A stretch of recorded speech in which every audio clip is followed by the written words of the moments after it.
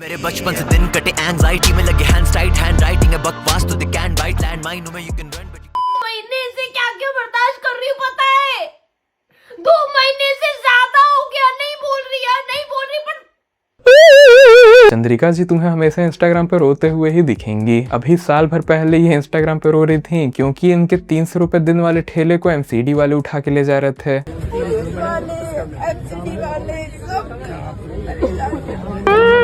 और अब कोई दूसरी औरत इनके पति को। और तू क्या कर रहा था? 2 लड़कियों के साथ कार में? तो जिन्हें इनके बारे में नहीं मालूम मैं उन्हें बता दूं, ये है चंद्रिका दीक्षित। ये साल भर पहले ऐसे खाने के लिए वायरल हुई थी जिसे बनाने के लिए खाने में पीएचडी करनी पड़ती है। साल भर पहले वड़ा पाव दीदी ने एकदम यूनिक चीज वड़ा पाव को मुंबई से ले आकर के दिल्ली में बेचना शुरू कर दिया। तो वड़ा पाव मैं दे रही हूँ ना, दिल्ली में मैं खिला रही हूँ। पूरा ऑथेंटिक, मेरा शॉप का नाम है ऑथेंटिक वड़ा पाव। मेरे कस्टमर्स कहते हैं दी मुंबई का प्योर टेस्ट दे रहे हैं।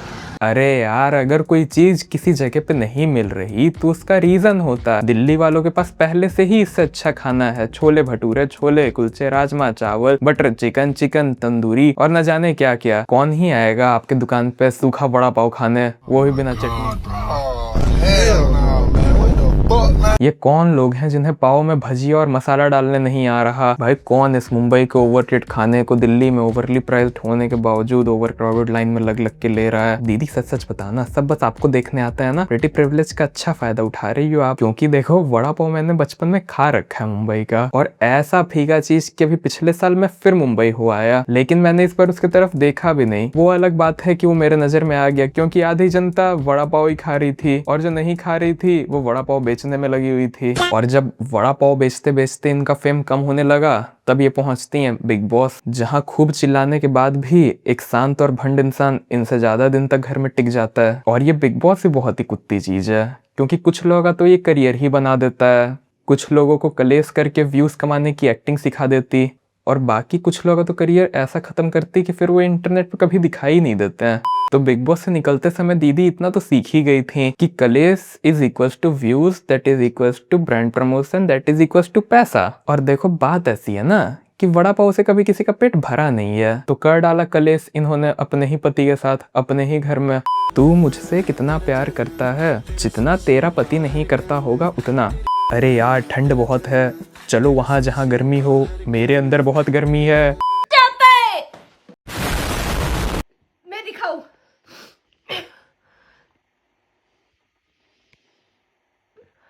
ये चेटी, ये मैं काम कर रही हूँ, बच्चा संभाल रही हूँ, घर संभाल रही हूँ, दुकान संभाल रही हूँ, सब संभाल रही हूँ। आप उठ के ये करने जा रहे हो? अरे तो मैडम जी करेगा ना, वही तो। आप दुकान संभाल रहे हो, बच्चा संभाल रहे हो, पति को कौन संभालेगा? पति को नहीं संभालोगे तो पति को तो कोई दूसरा ही संभाल लेगी। किससे पूछ के? आपके इस मिस्ट्री मैन से पूछ के ही जा रहा था, आखिर उससे भी तो जानना था कि कौन है ये मिस्ट्री मैन। तुझे पता है मीडिया वाले क्या नाम दे रहे हैं तुझे? Mystery man. आप ऐसे इंस्टा पे गर्मा गर्मी वाली रीलें बना सकते हो, और बेचारा आदमी थका हारा है, 1-2 जगह अगर मजा ले ले तो डायरेक्ट इंस्टा पे एक्सपोज। ये कहाँ की क्वालिटी है? तू एमएमएस बना, वीडियो बना, कुछ भी बना, मुझे घंटा फर्क नहीं पड़ता। देखो दीदी, अब आप ज्यादा बोल रहे हो। एमएमएस से तो फर्क पड़ता है।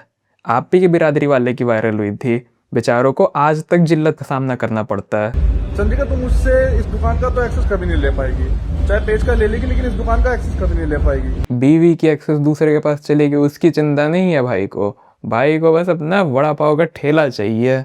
वड़ा पाव के ठेले का एक्सेस बहुत जरूरी है, उसका एक्सेस कोई ना ले ले भाई से। क्योंकि ये दुकान मैंने बनाई है और तुझे भी बनाने वाला मैं ही हूँ, ध्यान रखिए इस चीज को। अच्छा, मुझे तो लगता था भगवान बनाते हैं। तूने मुझे बनाया, रोड से उठा के महल में बिठाया, वरना आज भी रैपिडो चला रहा होता, तू समझा? अरे तो कम से कम बीवी और इज्जत तो रहती। वैसे भी रैपिडो चलाना is much more respectful job in Delhi than vada pav बेचना। तुम गलत थे कि मुझे कभी प्यार नहीं हो सकता। अरे यार, इसमें पंजाबी, इससे पहले मैं हिंदू, इससे पहले मुस्लिम, सारे ही धर्मों के ऑडियंस को कैप्चर कर लोगे क्या? स्पेक्ट्रम तो बड़ा वाइड है आपका, कुछ हमारे लिए भी छोड़ दो। कैसी लग रही हूँ मैं? बहुत अच्छी। बहुत अच्छी? What a compliment bro. भाई अगर मैं अपनी बंदी को ऐसे 2 शब्द के कॉम्प्लीमेंट दूं ना मुझे चप्पल से मारते हुए उसी दुकान तक लेके जाएगी जिस दुकान से उसने वो कपड़े खरीदे हैं, और वहां जा करके भी दुकानदार को बोलेगी मुझे मारने को। ऐसे ही कॉम्प्लीमेंट्री स्किल्स मेरे दोस्त की भी हैं।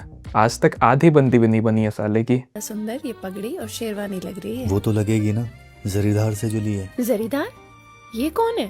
अरे यार पूरी दुनिया को पता है जरीदार कौन है। अरे पता कैसे नहीं होगा, नीचे यूजर नेम में इतनी बड़ी आईडी दिखाई दे रही है। और जब मैं इनके अकाउंट पे पहुंचता हूँ तब क्या देखता हूँ, one and only original account. यानी कोई इसे भी इम्पर्सनेट कर रहा है, इसे वड़ा पाव गर्ल को। भाई मुझे अंदर ही अंदर उस बंदे की चिंता सताई जा रही है जो चंद्रिका दीक्षित का फेक पेज बना के चला रहा होगा। भाई किस मानसिक स्थिति में होगा बेचारा। भाई इस मतलबी दुनिया में, जालिम दुनिया में कैसे जी रहा है चंद्रिका दीक्षित का फेक पेज बना करके। तेरा पत्ता कट गया, देख अब ये कैसे उड़ेगी। मैं इस मोमेंट पे यश के साथ एक चीज शेयर करना चाहती हूँ कि चंद्रिका लाइफ में कहीं भी चली जाए, कहीं भी, मुझे नहीं पता आगे मेरे क्या फ्यूचर है, आगे क्या है, मुझे ये हाथ हमेशा चला। अब क्या हो गया उन हाथों का, कबूतर हक गया क्या? या फिर देखो, मुझे तो लग रहा है कि इन लोगों ने अप्रैल फूल की तैयारी अभी से ही शुरू कर दी है। एकदम से 1 महीने बाद हमें बताएंगे कि हमने आपका चूतिया काट दिया है गाइस, अप्रैल फूल गाइस। मुझे तो यही लग रहा है, बाकी तो तुम लोग की मर्जी।